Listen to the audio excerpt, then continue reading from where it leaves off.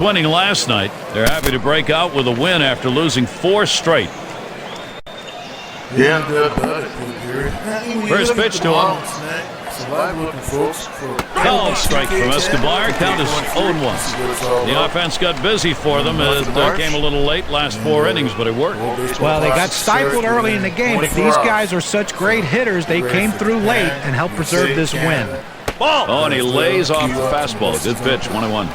When you throw a two-seam fastball, you want a ground ball, which means you want to throw it to the bottom of the zone. This pitch up could come back to cost him later in the game. And he takes a splitter in there, and it's 1-2 now. Well, outstanding late sinking movement on this splitter as it approaches the hitter. You have to take that pitch. One-two pitch coming. Big swing and a miss on a heater. Strike him out, 1 down. That's how you use your fastball, using it very effectively. 2 consecutive punch-outs. Coronado at the plate now. He doubled at his last appearance. 1 out, nobody on.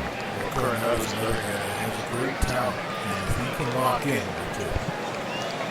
The pitch hit hard on the ground towards third. And through for a hit. The go-ahead run is on. Well, the National League has some real tough teams, certainly. And let's take a look at where the Florida Marlins sit among those teams. First in batting average, second best in hits, and they also show up in the top 5 in batting average with runners in scoring position. A real tribute to their patience at the plate. It's about discipline and making the pitcher bring the ball over and then hitting in the clutch. Pitch on the way. Hit in the air to left center. 2 retired here. Now up to the plate for the Florida Marlins. And in the batter's box, it's Castro. He homered earlier in the ball game. 2 outs and a man on first.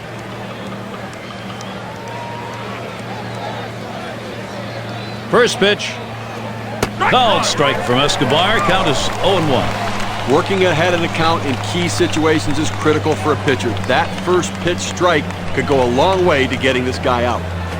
Fastball misses low that time, 1-1. Well, that fastball right there just missed, just below the knees. Tell you what, a borderline pitch. I think they wanted that one bad. Swing and a miss, and he's behind 1-2.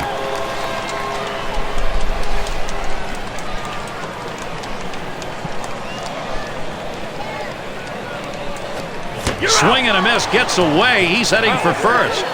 No, and he got him. What a throw. He gets the play at first base. Hey, Gary, as soon as the pitcher lets go of the ball, he knows what can happen in this situation. Is hoping his catcher can stop it and get the out in time. Great heads-up play. There's a big 2 right there. No runs on a hit, and they'll strand him. And we are still... And you can feel the hunger building up right now. First and foremost on his mind is getting out of this tie game and getting a lead.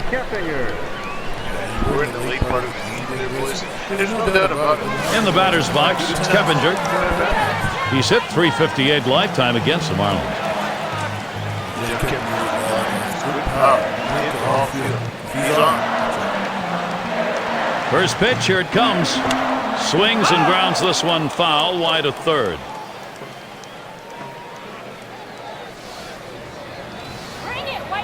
Well, look at the Marlins in 2000. They really struggled. And, you know, we look at how they struggled from the year previous when they made the playoffs in 2021 and in 2020. So, the Mighty Marlins, they had a long way to go. They had a lot of turnover. They did resign with their great young pitchers. And Sandy Alcantara, they signed for a big 5-year contract, $70-something million. So hopefully, they can build from that.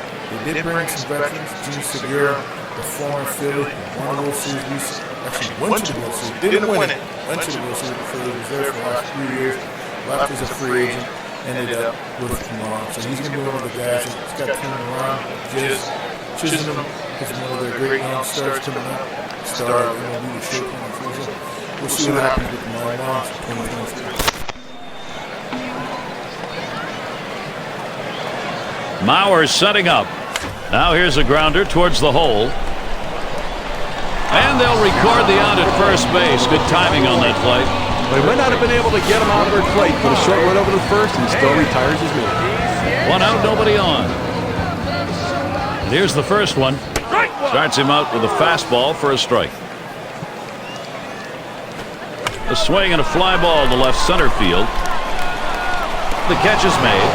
On tap for the Marlins. One game left with the White Sox. That's tomorrow. They get to face their NL East brethren, the Atlanta Braves. That's a 3-game series. Then they stay home for the next series, the Philadelphia Phillies. So a lot of home games to look forward to.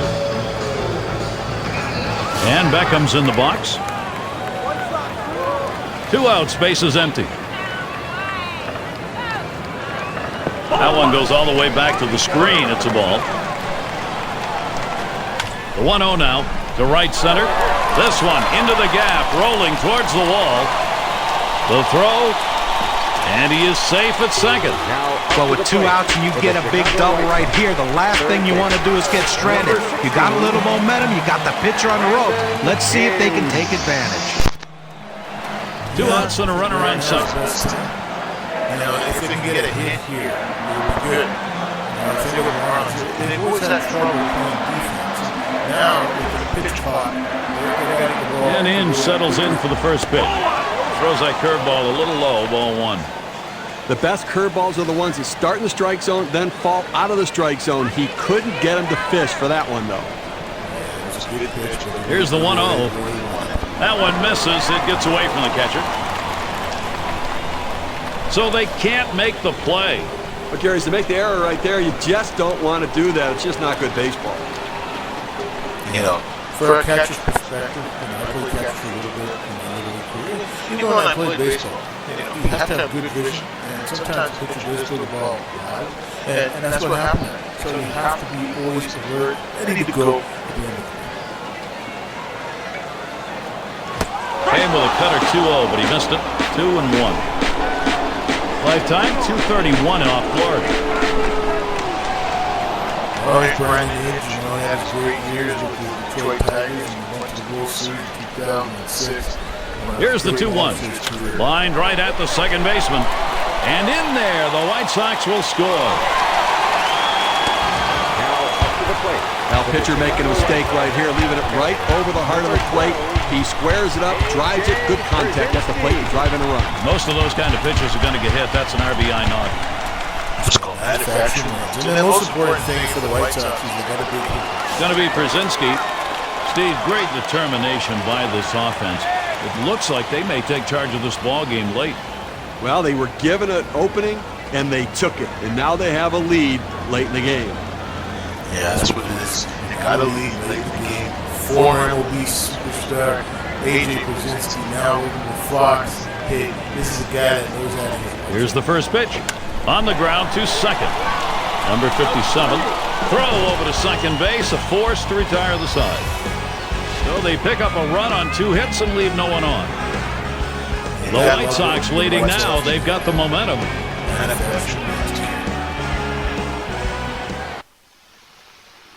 We've got Branyan in the box. Trying to get here, just 1 for 3 thus far. Russell Branyan. Oh, Russell Branyan, 6 RBIs so far, got 181. The most important thing right now is Escobar with the pitch. And that's too low, 1-0. Well, you go to the 8th inning right here, and obviously the game getting much shorter here. 2 innings left in this one, and you've got the 1-run lead. But you have to go out there and try to get something going and force them to put the ball in play. Do not give free passes. Do not let them get on base easily. 1-0 delivery is a fastball in there, 1-1. Oh, good life on this fastball as he just buries it down and away. yeah, that's the important thing. Throwing the fastball right down the middle is never easy to do. Calvin Escobar just showing today he still gets it. Here's the 1-1 pitch. Swing and a line to left. 1 away. The Central Division race is starting to take shape. Let's take a look at the State Farm standings board. Tigers in first place. In second place, it's the Indians. Third belongs to the Twins. In fourth place, it's the Royals. And wrapping up the list, it's the White Sox. Well, there's the young second baseman, Jordan. 1 out, bases empty. The kid had tons of potential. I think I saw him playing in minor leagues. First pitch on the way. Said he's going to be a star.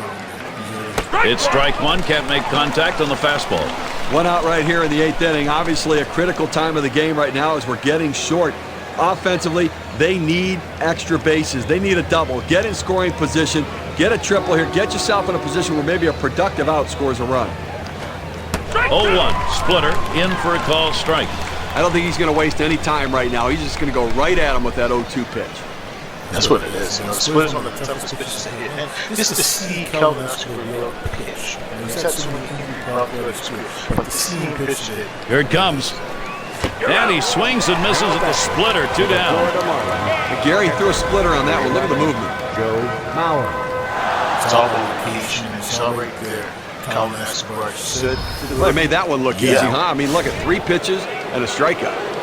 Here's Joe Mauer now at 2 down. Last season, he had a big 348 against the White Sox at U.S. Cellular Field. Yeah, he sure did. And Mauer ready for the first pitch. This one's grounded hard up the middle. Gets through, tying run on. Beckham. Now look at the pitching staffs with the best ERA over the past 10. Brought to you by State Farm. Blue Jays #1, the Twins in 2nd. In the 3rd spot, the A's. The Tigers 4th. And at number 5 on the list, the White Sox. We take a look at these low ERAs, and I think it really points to the fact they have depth in their pitching staff. The starting pitching and the bullpen have been getting the job done, really limiting the opposition. Takes so much pressure off the offense. Called strike from Escobar. Count is 0-1. 2 outs here in the 8th inning right now. I think from the defensive perspective, they need to make a play behind their pitcher because he is going to throw strikes. Do not walk somebody and allow them to try to add base runners, advance base runners, or have somebody hit one out of the ballpark next time around. Yeah, that's the most important. He's trying to minimize the damage down, a run. If you're the White Sox, you just try to hold it. Now the 1-1 pitch. Swing and a miss on the splitter, and it's 1-2. The most effective pitches are the ones that start at the bottom of the strike zone and fall out of the zone, and you get the hitter to chase and swing and miss. That's what made that effective. Yeah, here's the pitch. Fastball, that's well off the plate, 2-2. Well, he tried that 4-seam fastball up in the zone to get him the chase. Tough pitch to lay off of. Good job by the hitter. Nemechino making his MLB debut this week. And this is the At the belt, here's the 2-2 pitch. Swung on, that is hit. Fielded by Ramirez. And he'll step on the bag. So no runs on 1 hit and nobody left on. White Sox 5, Marlins 4. Azagian taking a look at you right there. He has to be happy with the work on the mound, especially that last inning. Insurance run so important. And Alex Cerrillos to lead off. He has 8 hits, 20 at-bats lifetime against the Marlins. And a ground ball, Howard. And he'll step on the bag. That'll be the first out. Season's taking form as we look at the standings in the Eastern Division, courtesy of State Farm. In first place, it's the Phillies.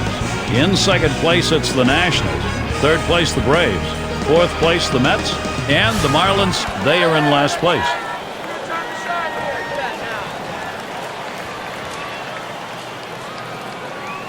And Ramirez settles in. First pitch to right center. And that's a base hit. Ramirez on board with the single. A perfect situational hitting. This is exactly the time you want to go the other way. And what we're talking about is taking the ball where it's pitched. It's outside. Go the other way. First pitch to him. Swings at that first delivery. Curveball by him, 0-1.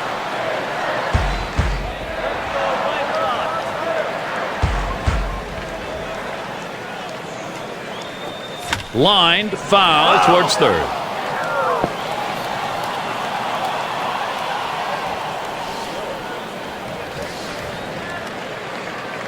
And here's the delivery. Hit sharply towards the hole. Over to second for 1. And they get it. They turn 2. Quick half inning there. It's over. 5 pitches. And it'll be the Marlins coming right up.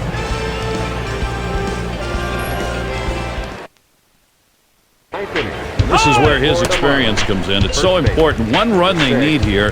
His responsibility to give his team the best chance of getting it. Ryan Howard has that unbelievable power. You see the fans just sitting on the edge of their seats waiting to see what's going to happen. It is the last inning. Pitchers staring in a very tight situation. But Gary, both these guys clearly recognize the magnitude of this situation. One swing of the bat ties it up. The pitcher is going to try to make his best pitch.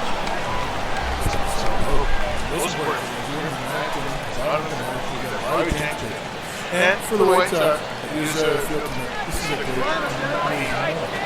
great Bobby Jenks, the strike 2 pitch, and Jenks now in charge. He gets 2 quick strikes on the hitter, but he can't be too selective now. He's got to go right at him. The thing is, Howard, this is the guy who's 60 Here's the guy that Jenks with a delivery. Rung him up. Strike 3. Count that one as cake. But great confidence right there in his stuff. Could have wasted a pitch right there, but he figured, why worry? It's a great job of finishing off the batter in a hurry. Never got a chance to see much.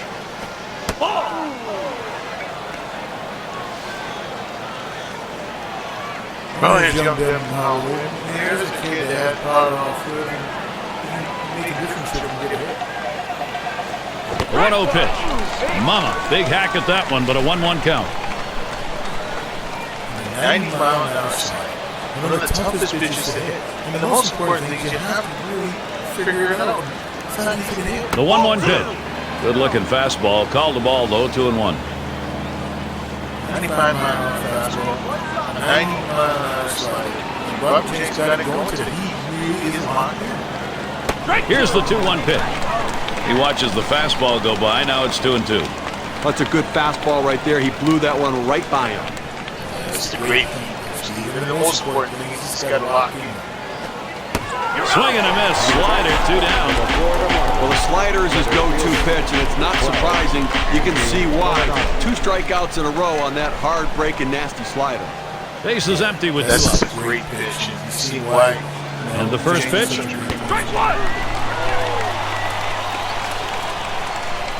Coming out of that 4-4 this year. You don't see those type of pitches in the minor leagues. And when you get to the big leagues, you can see it greatly. Swung on the fastball. Couldn't get to it. 0-2.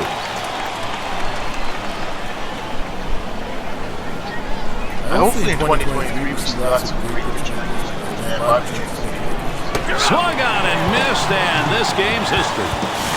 During close games, you have to make the plays at critical junctures. That's what the White Sox did today, and it led them to victory. And we're going to award the Pepsi Clutch Performer. Brandon Ian showed up with the bat today. Well, you know, sometimes quality over quantity helps teams win the game, and that's how this game was decided. That one big hit of the entire game, and it's easy to see why we singled him out as the Pepsi Clutch Performer of the game. And Steve, that ought to send these folks home happy. Oh, no question about it. They get the win in a close game, a lot of excitement and enthusiasm, and ready for the next one. Now that time again, thanks for being with us today, Major League Baseball. For Steve Phillips, John Kruk, and the rest of our great 2K sports crew, I'm Gary Thorne. Thanks, everybody. Yeah, I think Gary Thorne and see Phil John Kirk, and they were on 2K Sports, the one and only right place to see. Good night, so long, everyone. Get ready for the World Baseball Classic 2023 from beautiful Miami. See you all, everyone. Enjoy the game.